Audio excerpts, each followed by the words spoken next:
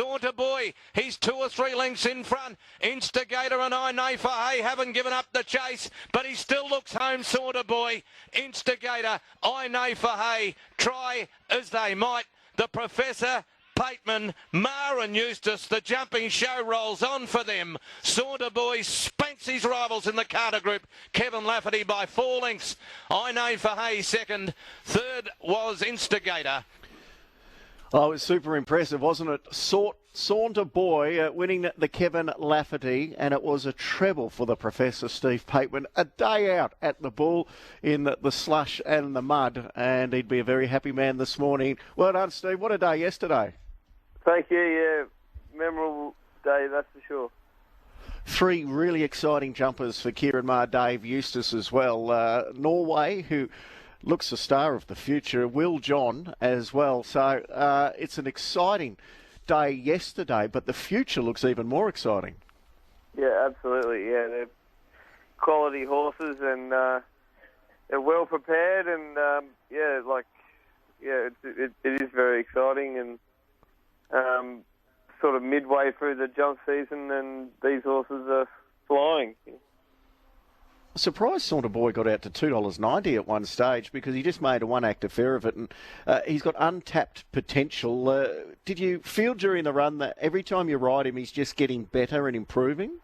Yeah, look, he's a beautiful horse. He's got a lot of ability. He got a bit of a bad rap after he got beaten in the Gullywood, but I blame the hurdle placement that day. That they were a bit like. Stood up too much, and they fell down too easily, and he didn't really appreciate that. And so he's the sort of horse that would notice all that sort of thing, and he was, and he's been impressive ever since, you know. Yeah, well, he was dominant in the Australian hurdle doing that yesterday. How do they beat you in the Grand National? Will John, maybe. Yeah. Who would you ride? Would you stick with Saunter Boy? Well, you'd have to. I think he suits Sandown, but Will Johnson, he's the one to beat, you know. So, yeah, like, happy to be Saunter Boy's ticks all the boxes, but if there's anyone who's going to beat him, it's Will John. He does look a real star, and every time you speak to Kieran Maher about Will John, his eyes light up about what he could develop into. He's only very lightly raced over the jumps, but he's been super impressive in both of those. Do you think potentially he's the best jumper we've got here? Yeah, he ticks all the boxes, and it's really difficult assessment. You know, like Saunter Boy can't do anything wrong, but this big chestnut horse can seriously gallop and can seriously stay, and like if someone said to me that I had to make a decision which one to ride in the Grand National, I would be happy with either one. We're going to have a chat to Cole McKenna a little later on the program. Do you make that decision, or do you leave it up to Kieran to make the decision for you? Well, I'm already worried about that decision. But, it's a very a great decision to have to make. But like, I'm dead set serious. Either one could win, could be winning that race. You know. So, yeah.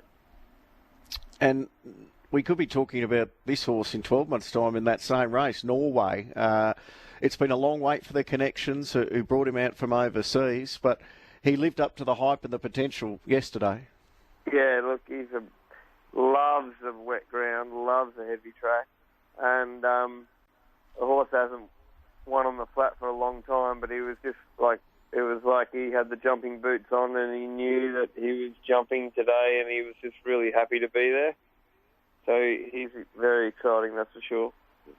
I know you've got to have the calibre of horse, but what Kieran and Dave Eustace and Declan Maher seem to be able to do with these jumpers, they always perform at such a high level. What's the secret, Steve? Well, yeah, right in saying Declan Maher, like he's doing, like the jumpers need like a bit more attention. You know, it's he notices Declan knows all these things with these horses. He knows all the horses, and like even with Kieran and Dave, so many horses and horses running everywhere. But Declan is really taking notice of the jumpers and doing a great job of it. So that's a massive plus for the team. Well, the only feature you didn't take yesterday was the Thackeray on Bit of a Lad, but I'm tipping you would have had a smile on your face anyway, watching the Dominator win for a good friend of yours who paid tribute to you after the race, William McCarthy, who most people had never heard of until yesterday, but what a way to open up his Australian campaign. Tell us a little bit about the Irishman, William McCarthy. Yeah, look, he's a great jockey. He's ridden 200 winners over jumps, which takes a bit of doing. And I lived with him in South Carolina for about a month, and he was great to me, and he's a great bloke, good jockey, and Australian jump racing is better for having him, that's for sure. And yeah, look, he rode that horse beautifully yesterday, and yeah, as I say, Australian jump racing is going to be better for having him, that's for sure. Gee, you're having to stave off the Irish invasion. Every second jockey out here is an Irishman now. Yeah, well, he's Irish-American, I suppose. So he's all right. But yeah, there's a lot of good, lot of Aussie young blokes coming through, like Darren McLeod. He rode his first winner at Murray Bridge the other day. He's Aussie. And I'm always pushing for, and Brad Rantel. I'm always pushing for young Aussie jump jockeys, that's for sure. Yeah. Well, we saw Aaron Mitchell ride a winner over the Warrnambool Carnival as well. Yeah. So, have we got the next group of stars coming through? Do you think, Steve? Absolutely, yeah. My wife and I really, Jess, we're really passionate about getting Aussie jump jockeys through the system and like encouraging them, you know. So yeah, Aaron Mitchell is West Australian like myself. So yeah, it's important. But yeah, I think the Irish think that sometimes they think that the only people that can ride over jumps is Irish. So we've got to prove that wrong. So yeah, it's going good so far. You mentioned your partner Jess, and you straddled two disciplines with the riding and the training, but it's probably been a stressful time recently with the COVID case hanging over both of you. And we heard from Mitch Freeman yesterday saying it's 2 years since his name was first embroiled in the Cobalt as well. What's the situation with you, Stephen, and how difficult has it been? Yeah, as I keep saying, we've learned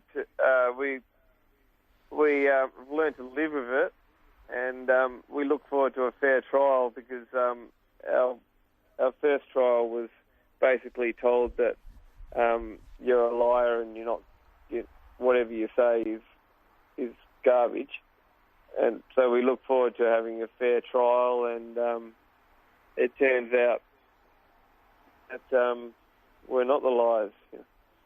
Yeah. When is that? Do you know? Is there a date set down?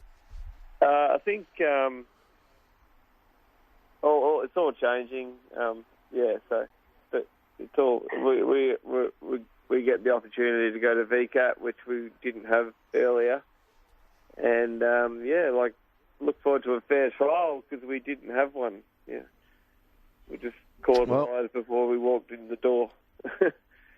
Yeah. Well, let's hope it all plays out for a fair and even trial, as you say, Steve, and it happens sooner rather than later for you guys. You're certainly kicking plenty of goals on the track. Good luck with that decision, Will John or Saunter Boy coming up in the Grand National. Yeah. No, it's terrible. It's a good decision to have, that's for sure. Yeah, no doubt about that. Well done, mate. Good on you, Steve, who absolutely dominated yesterday.